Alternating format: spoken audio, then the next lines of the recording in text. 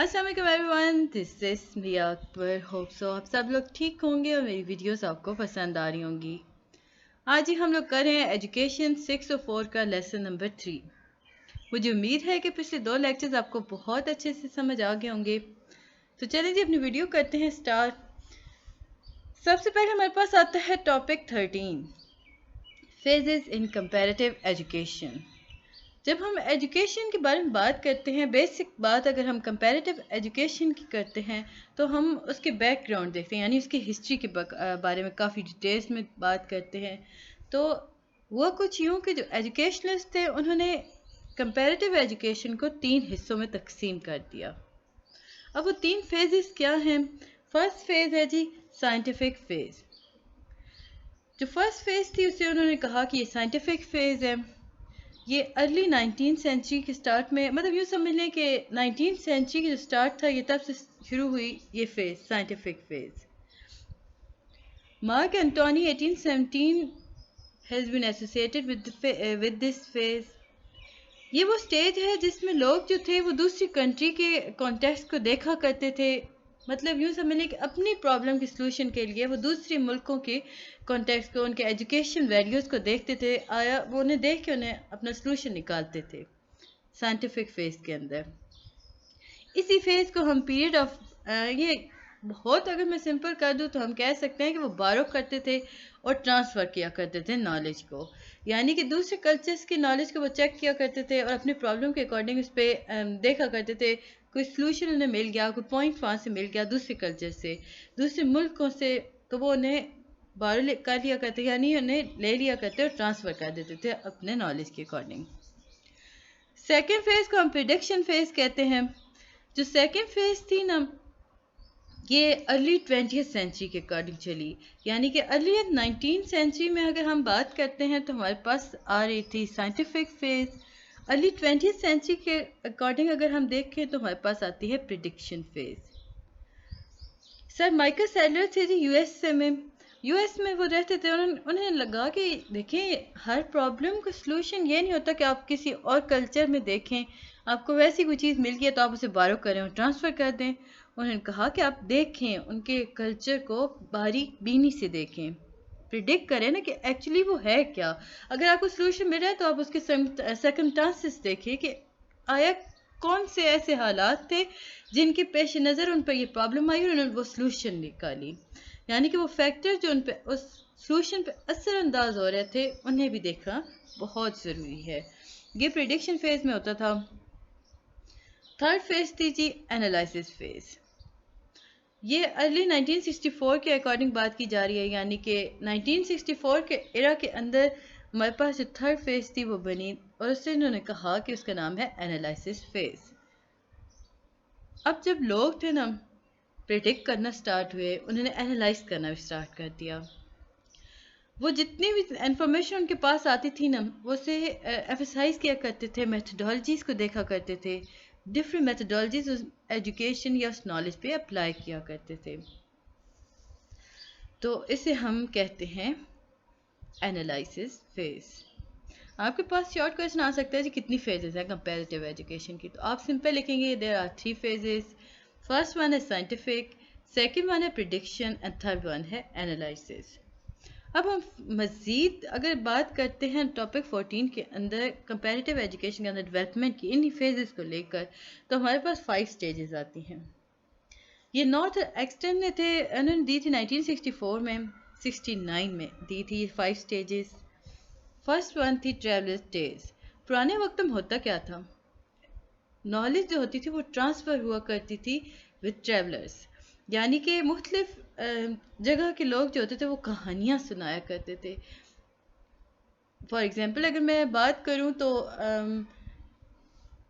Train में अगर कुछ लोग सफ़र कर रहे हैं तो वो अपने अपने तजर्बे दूसरों को बताते हैं, अपनी स्टोरीज दूसरों को बताते हैं, तो इससे जो इन्फॉर्मेशन जाती है ना दूसरे इंसान के पास, वो उसकी नॉलेज में इजाफा हो रहा है। तो वो जो चीज़ उनके पास ट्रांसफ़र होकर आ रही है, दैट इज़ का ट्रैवलर्स टेल, यानी कि वो एक दूसरे को बताया करते थे। सेकंड में हम देखा कि इसमें बारो की जाती थी एजुकेशन। बैरडे थे जी 1964 के अंदर, उन्होंने इसके बारे में बात की थी। یہاں پہ ہمیں بتایا جا رہا ہے کہ ہاریس تھے نا، ان کا وہ 1964 میں ہمارے سامنے بیریڈے نے یہ بات تو کی کہ ہم نالج کو بارو کر سکتے ہیں. 1848 کے اندر ایک اور آدمی تھا جس نے اس بارے میں بات کی، یا یوں سمجھ لیں کہ اس نے اسٹڈی کیا پرشیا کو، فرانس کو، انگلینڈ کو، ان کے ایجوکیشن کے بارے میں بات کی. اس نے دیکھا، یعنی کہ وہ فرانس کیا، انگلینڈ کیا، وہاں جا کے اس نے ساری ایجوکیشن سسٹم دیکھا، ان کی پوری ویلیوز دیکھی، نارمز دیکھی، میتھڈالوجیز دیکھی. تو وہ کون تھا؟ وہ ہاریس تھا. ہاریس کون تھا؟ کہ یو ایس اے کے ایجوکیشن جو ان کے تھا ڈپارٹمنٹ تھا، وہاں پہ سیکریٹری تھا.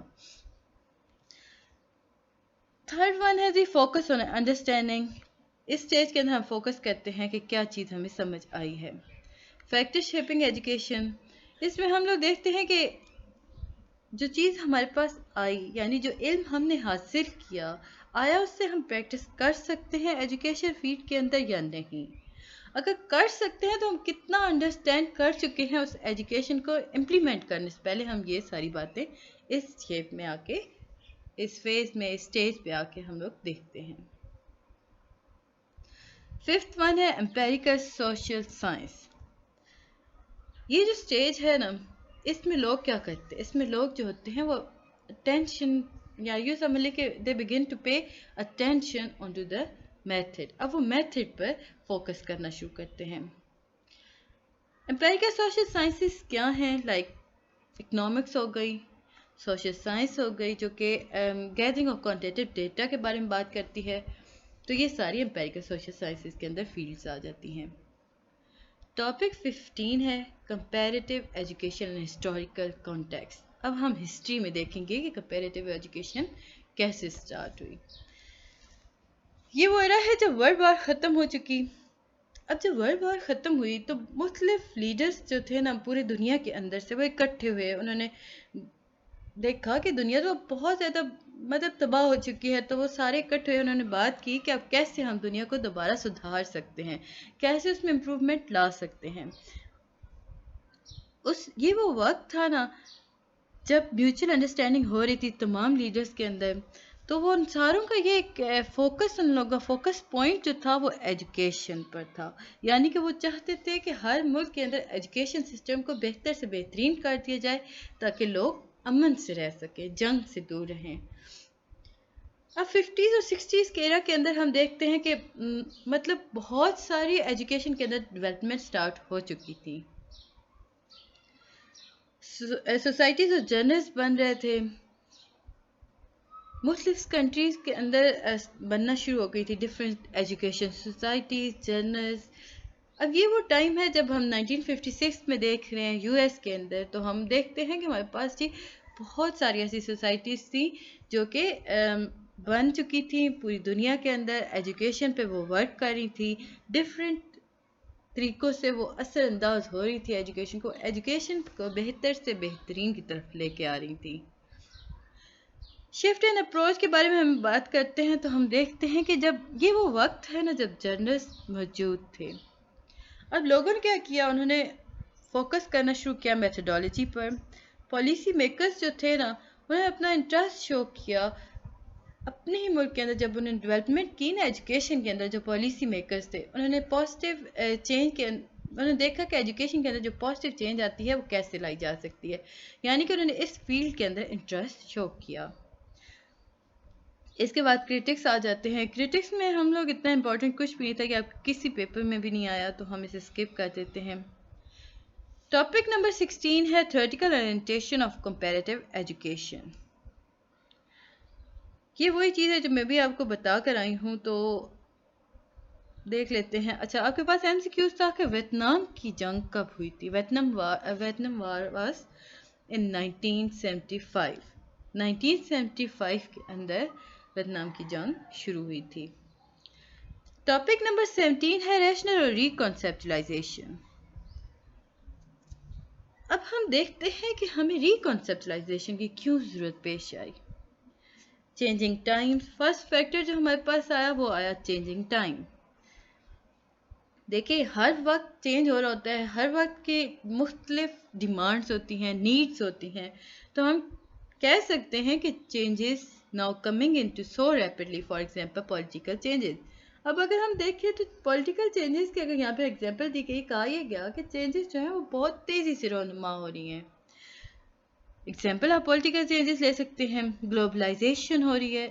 اب جو گلوبلائزیشن ہے وہ پوری دنیا کے اندر ایکول نہیں ہے. سو اس کی جو پازیٹیو اور نیگیٹو سائڈس دونوں اکر کر رہے ہیں.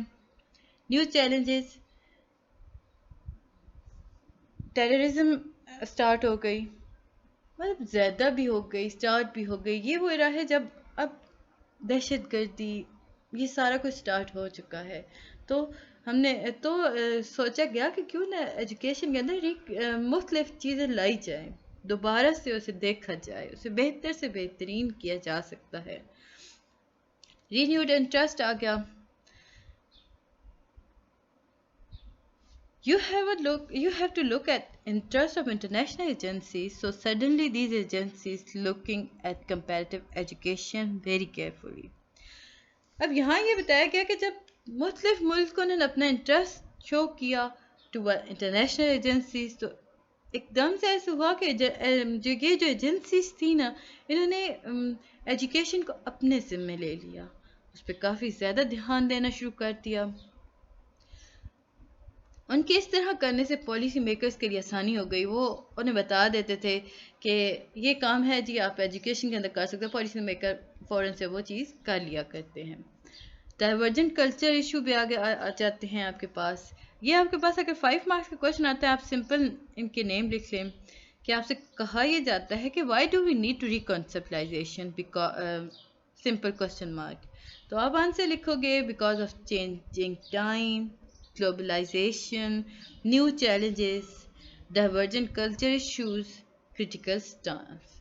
تو یہ آپ کے لیے کافی زیادہ انف ہو جاتے ہیں آپ کے مارکس کے لیے. یہ آپ کو اتنی ہی آتا ہے. ڈیٹیل اگر آ جاتی ہے 2 لائن کی ڈیٹیل آسانی سے بندہ لکھ سکتا ہے. خود سے لکھ لیا کریں، میں آپ کو سمجھا دیتی ہوں. میں آپ کو سمجھاتی اسی لیے ہوں تاکہ آپ جب پیپر اٹینڈ کر رہے ہو نا تو وہ کہتے ہیں نا کہ لکیر کی فقیر نہیں بنا، یعنی کہ جو بکس میں ہے وہی نہیں ہے ایز اٹ از لکھنا، آپ خود سے ورڈنگ دے سکتے ہو. ٹاپک 18 ہے جی آپ کے پاس. اس میں ہم بات کرتے ہیں comparative education and policy maker. اب جو پالیسی میکرز ہیں ان کے لیے کیا کیا ضروری ہے. وہ جب پالیسی بنا رہے ہوتے ہیں نا ایجوکیشن کو لے کر، تو انہیں کن کن باتوں پہ فوکس کرنا چاہیے. انہیں کمپیئر کرنا چاہیے ماڈلز کو، بائس اینڈ چوائس ہونا چاہیے، لینگویج کو دیکھنا چاہیے، پولیٹیکل لنکیج دیکھنے چاہیے، ہیریٹری دیکھنی چاہیے، انٹرنیشنل ایجنسیز. اب اس میں جب ہیریٹری تک ہم آ گئے بس اتنا ہی کافی ہے کہ پولیٹیکل ہیریٹری کیا ہے. اگلا آپ کے پاس پوائنٹ آتا ہے جی international agency, UNESCO. Sorry guys, UNESCO. UNESCO جو ہے یہ انٹرنیشنل ایجنسی ہے، یہ فوکس کرتی ہے ایجوکیشن پر. یونیسکو نے 1945 میں اس نے اپنا کام سٹارٹ کیا تھا. یہ وہ ٹائم تھا جب ورلڈ وار ختم ہو چکی تھی، لوگ پیس کی طرف جا رہے تھے، ایجوکیشن پہ ورک کیا جا رہا تھا. تو یونیسکو کا قیام عمل میں آیا. ارلیسٹ اگر ہم بات کرتے ہیں یورپ کے اندر تو دیکھتے ہیں کہ 144 نیٹ ورک تھے یونیسکو کے اس ٹائم، اس نے ڈیولپ کیے تھے. یونیسکو جو ہے وہ پے کرتی ہے attention on the quality of education. اب جب ہم بات کرتے ہیں کوالٹی آف ایجوکیشن کی، تو کوالٹی آف ایجوکیشن ہے کیا؟ یہ وہ ایجوکیشن ہے جو لوگوں کو مطلب وہ علم سکھاتی ہے جو ان کے آخری سانس تک ان کے کام آتا ہے. یعنی کہ education that can lead people toward life long learning. Quality of education کی اگر ہم بات کرتے ہیں تو یہ فوکس کرتی ہے لوگوں کو امپاور کرنے کے لیے، وہ کیسے کریٹیوٹی کو یوٹیلائز کر سکتے ہیں، وہ کیسے انالائز کر سکتے ہیں، اپنی پوٹینشیل کو دیکھ سکتے ہیں. اسٹوڈنٹ جو ہوتے ہیں وہ انگیج کر سکتے ہیں لرننگ کے اندر. After getting quality of education, جو اسٹوڈنٹس ہوتے ہیں وہ کریٹیوٹی ان کے اندر کافی زیادہ ڈیولپ ہو چکی ہوتی ہے. اسٹوڈنٹس کو یا یوں سمجھے جو کوالٹی ایجوکیشن لے رہے ہوتے ہیں نا، انہیں پتہ ہوتا ہے کہ سٹیزن شپ کے اندر ویلیو آف پیپل کیا ہے. یونیسکو جو تھا وہ ایک اور کام کرتا ہے کہ وہ آؤٹ کم آف ایجوکیشن پہ فوکس کر رہا ہوتا ہے.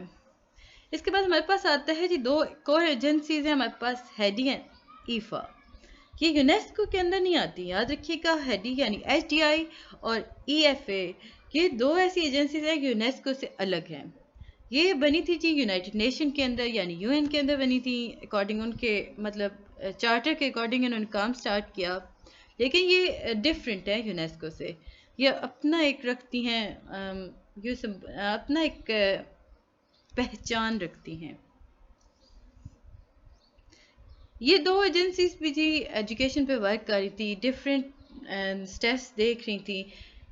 اگر میں کہوں کہ بیسیکلی ان کا جو کام تھا نا، وہ تھا کہ وہ پالیسی میکرز کی ہیلپ کرتی تھی، انہیں بتاتی تھی کہ آپ لوگ ایجوکیشن کے اندر کون سے فردر سٹیپس اٹھا سکتے ہو، جس کی وجہ سے ایجوکیشن کوالٹی ایجوکیشن میں تبدیل ہو سکتی ہے. آگے بڑھنے سے پہلے کائنڈلی میرے چینل کو لائک اور سبسکرائب ضرور کر دیں. ویڈیو پسند آتی ہے تو کمنٹ کیجیے گا. تو یہ تھا جی لیکچر نمبر 3. مجھے امید ہے کہ آپ کو سمجھ آیا ہوگا. ملتے ہیں نیکسٹ ویڈیو میں، تب تک کے لیے اللہ حافظ.